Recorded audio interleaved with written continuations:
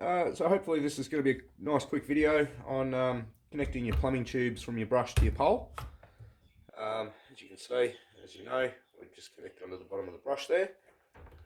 But I'm still seeing guys out there just using their tube through the tube runner, and all that load is put onto the brush. Same coming over the top, still put on the brush, or doing some fancy wraparound knot type thing up here, which will interfere with side to side and the locking collar if fitted. So my solution, I've done this for a long time, is just to make up a little rig like this. So what I've got is an 8mm push fit, so that's rhino tube, and then a 5 to 6 centimeter length of rhino tube going into an 8 to 10 push fit. Now I run high flow tubing all the way up the pole, and then a little bit of rhino tube to the brush. I've also got an 8mm to 8mm on the side here, which is rhino tube to rhino tube. If you wanted to be able to do high flow all the way to the brush, you just connect that one on to the side. So whatever your particular setup is, rhino tube, high flow, or a combination, you can always make that with that rig. Now, what I do, you can see I've got the tube runners here.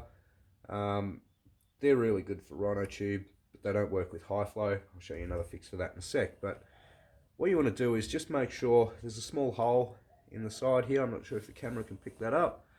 If not, just drill, if yours doesn't, just drill a little hole through there. Only needs to be small. Get a nice small cable tie. Just slide that through. Actually, one really important thing here.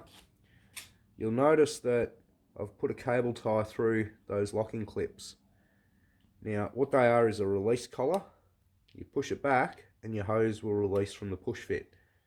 So by putting a nice small cable tie in there, I've actually stopped it being able to push back, so that can never ever come undone.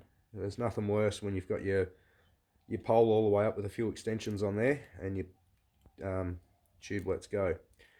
So that's the main rig, and we will just lock this off. Just drop that into the tube runner and just cable tie it. Now I'm just going around the hose there. Just give it a bit of a snug down.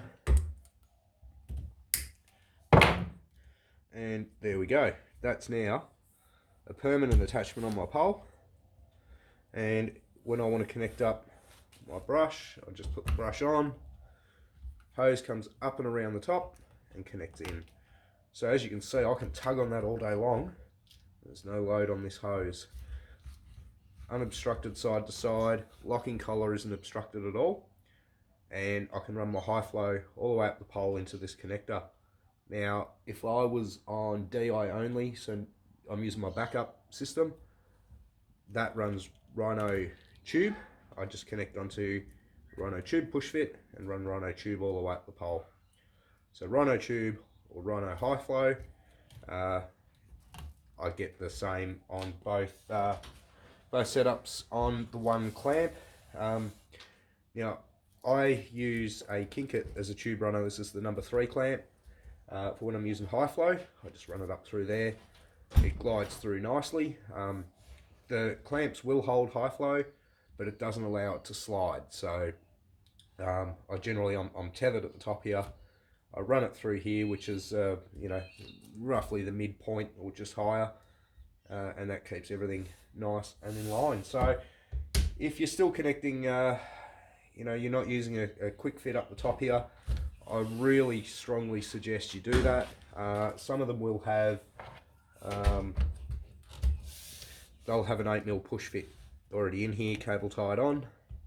I can't do it with this because it's a bigger push fit, but yeah, most of them come standard like that with the push fit in there. Just cut your cable tie off, and if you want the option to run different size tubings, just go for a setup like this. Quick and easy, makes life so much easier, and gives you connection flexibility without having to get more gear out.